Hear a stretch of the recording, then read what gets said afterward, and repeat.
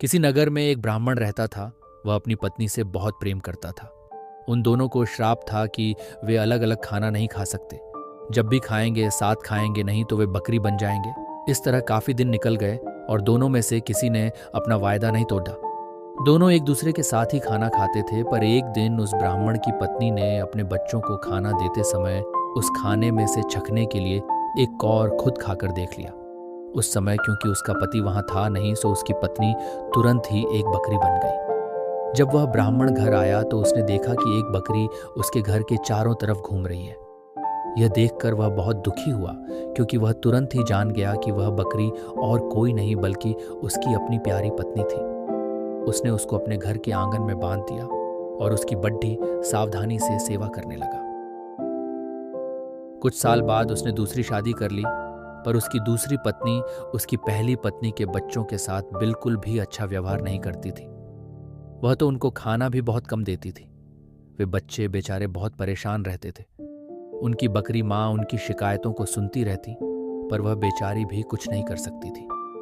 उन बच्चों की माँ ने यह भी देखा कि उसके बच्चे दुबले होते जा रहे हैं। इसलिए एक दिन उसने अपने बच्चों में से एक बच्चे को अपने पास बुलाया और उससे दूसरों को भी यह बात चुपचाप बताने के लिए कहा कि जब भी उनको भूख लगे तो वे एक डंडी से उसके सींगों को मारें। ऐसा करने से उसके सींगों में से कुछ खाना निकल आएगा जिसे वे खा सकते थे।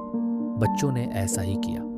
अब जब भी उनको भूख लगती तो वे अपनी बकरी माँ के सींगों में डंडी मारते। इससे उनमें से कुछ खाना निकल आता और वे उसको खाकर अपना पेट भर लेते। इससे धीरे धीरे उनकी तंदुरुस्ती अच्छी होने लगी। तो बजाय दुबले होने के और ज्यादा तंदुरुस्त होते जा रहे थे, जबकि वह खुद उनको बहुत कम खाना देती थी। वह उनको इतना तंदुरुस्त देखकर बहुत ही ताज्जुब में पड़ी गई कि यह सब कैसे हो रहा था। कुछ समय बाद उस ब्राह्मण की दूसरी पत्नी ने एक एक आंख की बेटी को जन्म दिया।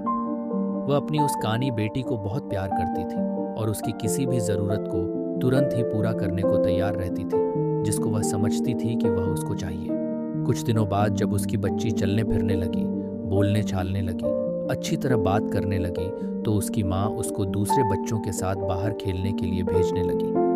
उसने उसको यह भी कहा कि वह अपने बड़े भाई बहनों पर निगाह रखे कि वे कब और कैसे खाते पीते हैं। लड़की ने कहा, ठीक है। वह लड़की उनके साथ सारे दिन रही और उसने वह सब कुछ देखा जो उनके साथ हुआ।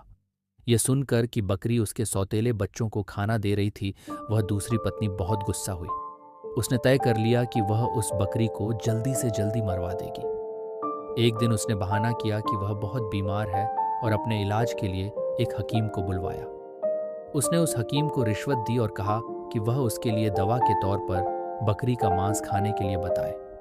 उस हकीम ने ऐसा ही किया। ब्राह्मण अपनी पत्नी की बीमारी के लिए बहुत चिंतित था और वह बकरी को बिल्कुल मारना नहीं चाहता था। फिर भी वह अपनी दूसरी पत्नी को ठीक करने के लिए उस बकरी को मारने को लिए तैयार हो गया। पर यह सुनकर उसकी पहली पत्नी के छोटे छोटे बच्चे बहुत रोए। वे बहुत दुखी होकर अपनी बकरी माँ के पास गए और उसको जाकर सब बताया। उनकी माँ ने कहा, मेरे प्यारे बच्चों, रो नहीं। जो जिंदगी मैं जी रही हूं, ऐसी जिंदगी से तो मर जाना अच्छा है। रो नहीं। मुझे तुम्हारे खाने को लेकर कोई दुख नहीं है, क्योंकि अगर तुम मेरा कहा करोगे तो खाना तो तुमको उसके बाद भी मिलता रहेगा। मेरे मरने के बाद तुम लोग मेरी हड्डियां इकट्ठी कर लेना और उनको किसी ऐसी जगह दबा देना जहां उनको कोई ढूंढ ना सके। फिर जब भी तुमको भूख लगे तो तुम वहां आ जाना, तुमको वहां खाना मिल जाएगा।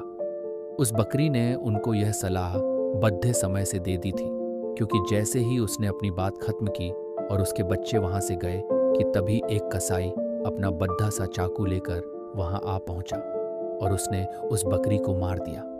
उस बकरी के शरीर को टुकड़ों में काटकर पका दिया गया। ब्राह्मण की पत्नी ने उस बकरी के मांस को खाया, पर बच्चों को केवल हड्डियां ही मिली।